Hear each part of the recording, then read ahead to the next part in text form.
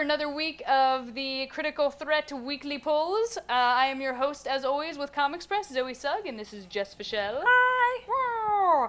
All right, let's get started.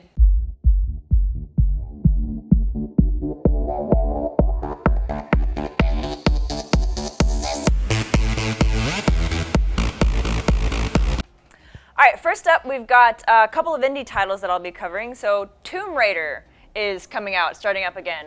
Nice. This comic came out about 2 years ago, I think, and Gail Simone was writing it. I was reading that one, and it was really good.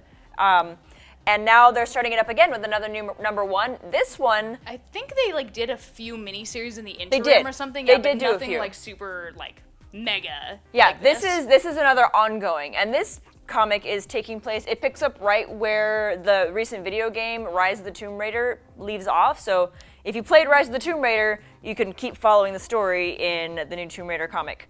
It's being written by Mariko Tamaki, and she is an Eisner winner. Nice. She won for This One Summer, and then it's being drawn by Philip Savvy. Okay. Sevi. I can't tell if I wrote an A or an E. I think it's Sevi.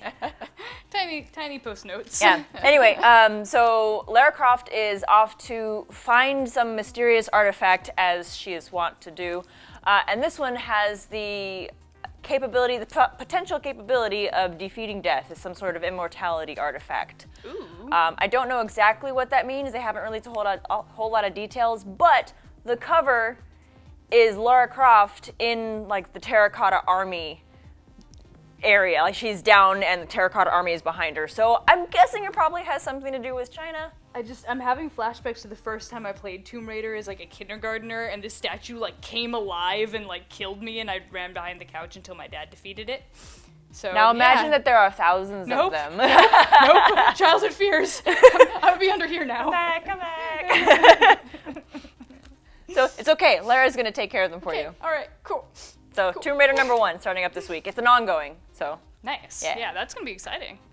Yeah. So actually, all of my guys are licensed this week. yay, big 2. Yeah. So the Avengers Standoff event is starting. Mm-hmm. That's going to be... This is actually similar to the Vader Down arc under Star Wars comics, where they're publishing a Avengers Standoff Alpha number 1.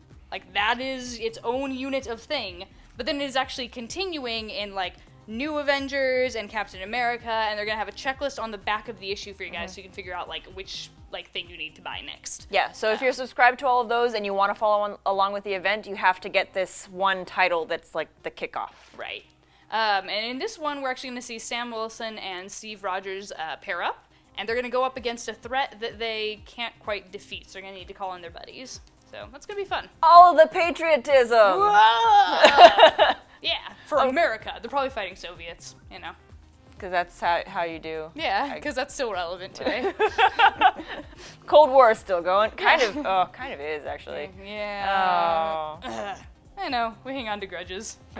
Yeah, both countries do. Yeah. Speaking of cold places, we're always, Hey. every time we do these things, we're always like, how can I segue into the next comic? And it's kind of a cold there. game to find out what our segue is going to be this time. So right now it's snow, Awesome. or the lack thereof, Oh. because this comic is called Snowfall, and it's a new comic from Image, which is a great publisher. It's being written by Joe Harris, who did the X-Files comics, and with art by Martin... My handwriting is terrible today, you guys. I'm so sorry. Martin Marazzo. So the year is 2045, and because of climate change, it does not snow anymore. There's no snow. And there's dystopia, and there's the Confederate States of America, or the cooperative states. It's different. All right. And it's backed by some secret corporation that's evil and all of that. So Probably the guys that said climate change wasn't real in the first place. They just separated into their own country. They're just separating, yeah. They're setting themselves up.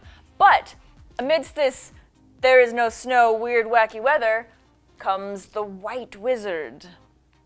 And that's just his nickname. He's some sort of freedom fighter or saboteur or something, but he has the power to control weather. Oh. And he's doing his thing, and the tagline was something along the lines of, "Is he an outlaw? Is he a hero? We don't know." But I did want to mention that if you haven't noticed, we have started doing comic reviews on our website. So if you go to criticalthreatcomics.com/blog, you will find reviews, and Snowfall is one of the ones that we're reviewing this week. So go ahead and take a look at that if you're interested. Cool. Yeah, we are also, I believe, starting to feature you guys on Comics Press as well. So that's all the reblogs and the shares and things. Yay, we're a family. Our reviewer right now is Brittany Degowski, and she's great. She's awesome. And if you want to review for us, let us know. And you can email us and talk to us, message us something. We can figure something out. And you guys, too, I think, are looking for writers. We are. Yeah. If you guys are writers, definitely hit us up. We can get you guys press passes. Hey. Yeah. Quick pitch. Yeah. Back to comics. Hey, back to comics. So Power Man and Iron Fist is also coming out this week. This is interesting because these guys Why is that relevant? Oh, I wonder. Is it because they have a TV show coming out soon? What? Yeah. We saw Luke Cage in Jessica Jones, so obviously he's coming back for his solo series with the Netflix Marvel shows. But you didn't say Luke Cage. I did not, but he's coming back in this series or something. He's Power Man. There we go, I did it, you guys. My next sentence was literally going to be, these guys are B-list heroes, I really never read much of them. Hey. So really, I don't think anybody has. We actually, when I was reading reviews about them, they're like, yeah, they've been in series, but haven't had their own solo since the 70s or so.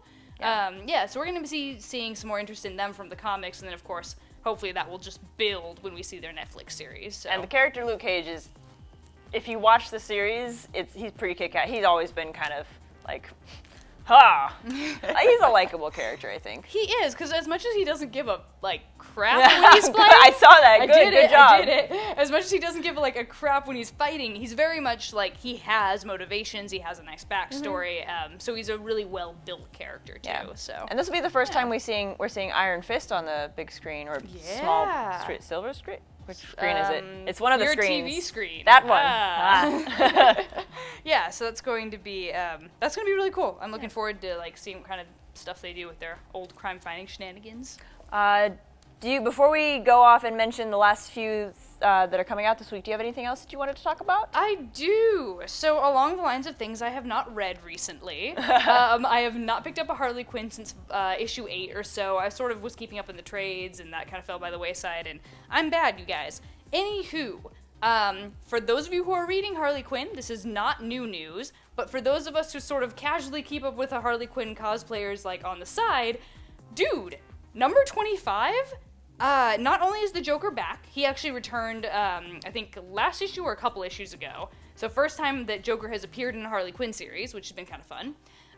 But he has now got the new love of Harley's life in his hands. That guy is Mason Macabre. No. Yeah, and so definitely check that out. Honestly, guys, that's going to get me back on reading this. I will at least pick up the last 3 or 4 issues because, I'm sorry, somebody replaced Joker? Good. About time. Yeah, about time. What? We managed to replace Joker?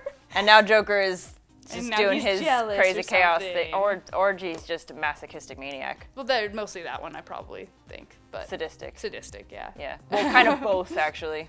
Yeah, because every time he fights Batman, just poof. Yeah. He's got to be enjoying that, right? There's no way you would keep coming back otherwise. We're gonna step off that subject right. So there are a couple other things coming out this week we wanted to mention real quick. Number 1 is Bill and Ted Go to Hell. This is a miniseries coming out from Boom Studios, and it should be quick, fun. Aha! And then another quick fun, yay, is Grumpy Cat and Pokey is having another miniseries. That's being published by Dynamite. And awesome. If you didn't know, Grumpy Cat is a local. Yeah. Grumpy Cat lives here in the Arizona Phoenix metropolitan area, and I will not tell you where because that would be mean. Yeah, I don't really necessarily want their house getting swamped, because then we're going to get sued. Yeah. Also, that wouldn't be very nice to Grumpy. No, poor Grumpy, poor little girl. Yeah. She's a sweetheart. Yeah, I've heard, yeah. Let me see your best Grumpy Cat expression. Did I do it? No. We're going to end on that note. Thank you for watching. See you guys later.